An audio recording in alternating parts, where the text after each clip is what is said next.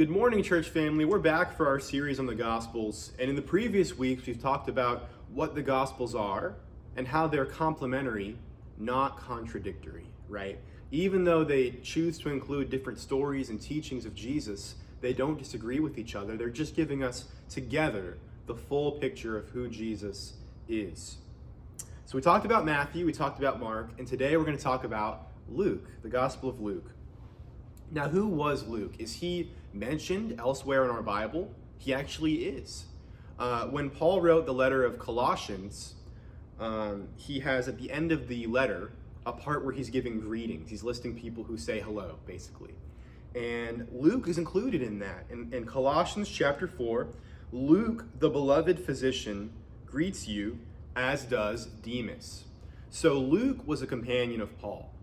And that might sound familiar because last week we talked about how Mark also traveled with Paul. And Mark and Paul had this disagreement. Paul had this disagreement with Barnabas because John Mark had not been faithful in the past to their missionary work. And Paul didn't want to travel with Mark anymore. So Mark, as we said, studied under Peter, and the Gospel of Mark was written with Mark interviewing Peter. Luke was a companion of Paul for a long time. And you can see how in Luke's gospel, he shares the concerns that Paul cares about. Well, what do I mean by that? We look at Peter and we look at Paul. These were probably the two most important men in the early church. They're in your Bible a lot, okay?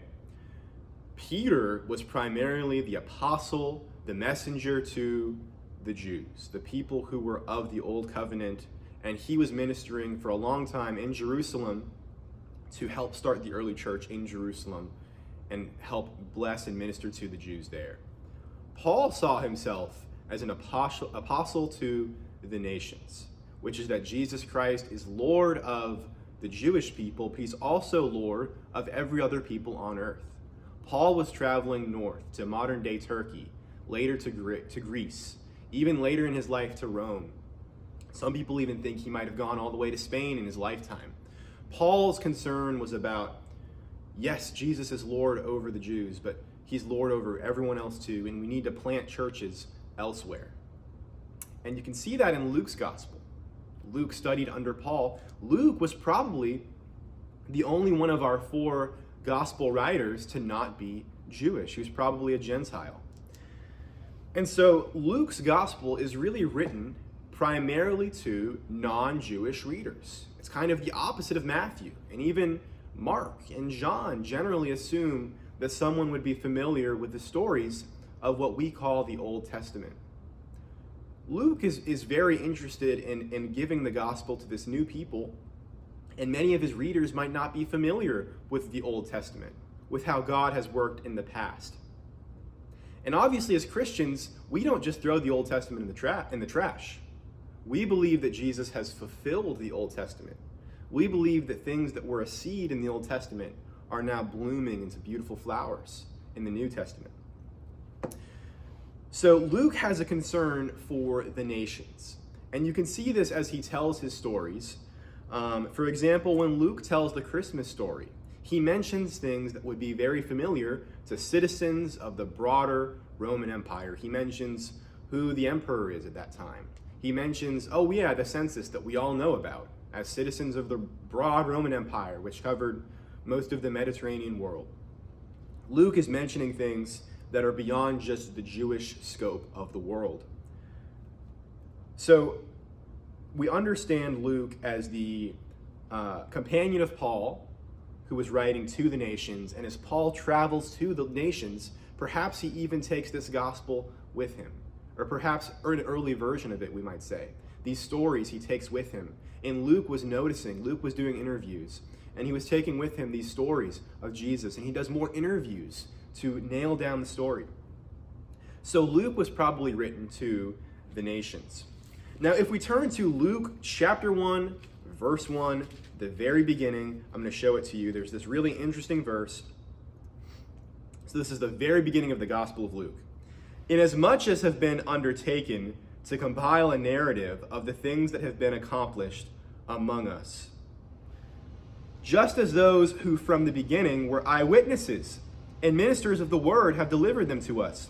It seemed good to me also, having followed all things closely for some time past, to write an orderly account for you, most excellent Theophilus. So Luke says, I'm doing research, I'm doing interviews, and I'm doing it for you, Theophilus. What's going on there? That's kind of strange. Well, most people think that Theophilus is what we would call in the ancient world a patron. Who is a patron? Well, if you want to just be a creative person sitting around writing all day or sitting around doing art all day, it might not always be that profitable. So what you would do is you would have a wealthier person basically give a salary or give a sum of money to a writer or an artist or a creative to do their creative work. So they're kind of taking the bill to ensure that this great creative work can be done. So Theophilus was probably Luke's patron. It was probably the person who was paying Luke's rent while Luke was doing this awesome work. And his name is recorded in the New Testament, which I think is really cool. But Luke, again, we can see even as he tells the story, even as he includes Jesus' genealogy, he includes it, he goes all the way back to Adam. When Matthew tells Jesus' genealogy, he goes back to Abraham. Luke goes all the way back to Adam because Luke wants to show us that Jesus is the Lord of all nations. It's in Luke chapter 3. He goes all the way back to Adam, the Son of God, showing that Jesus is Lord over all nations. So we talked about who Luke is, how it was dedicated, and how it was written mainly to the broader world outside of just the Jewish people. How is Luke structured? I think you might find this really cool. I find it really interesting. Luke starts off with Jesus doing ministry in Galilee, in northern Israel, we would call it today. And then there's this verse in chapter 9, verse 51. When the days drew near for him to be taken up, he, Jesus, set his face to go to Jerusalem. And Jesus starts moving south to Jerusalem. So really, this is pretty cool. The structure of Luke is most of the first part is in northern Israel, Galilee, we might call it.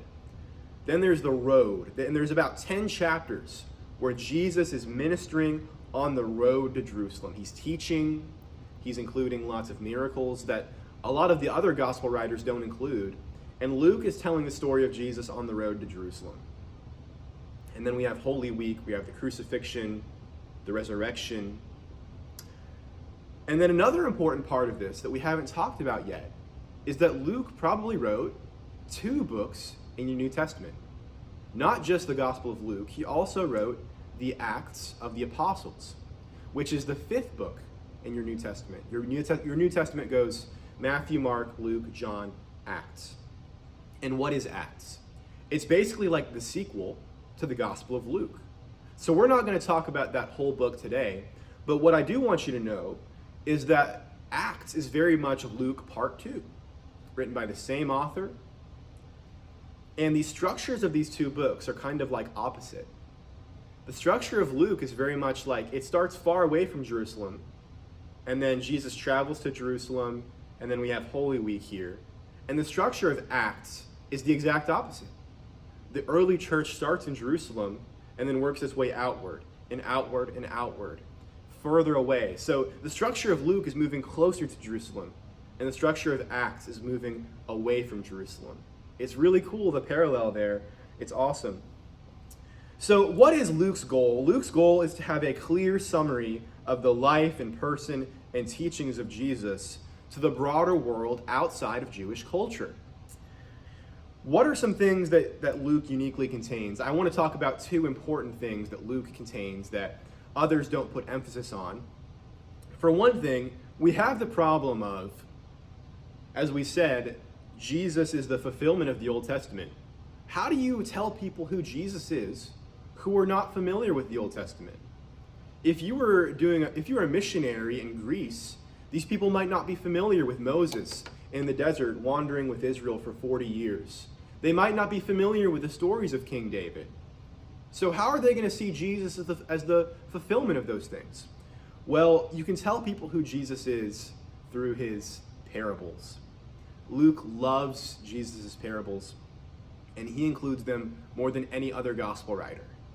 So, for example, you read the wonderful, the parable of the Good Samaritan in Luke chapter 10. This story about a father who loves his son who ran astray from him and brings him back into the family, not as a servant, but as a son. You can understand the gospel through that story, even if you don't know who Moses is, even if you don't know who David is or Abraham. So Luke includes these parables to tell us about who God is and tell us about who the Son of God is, Jesus Christ.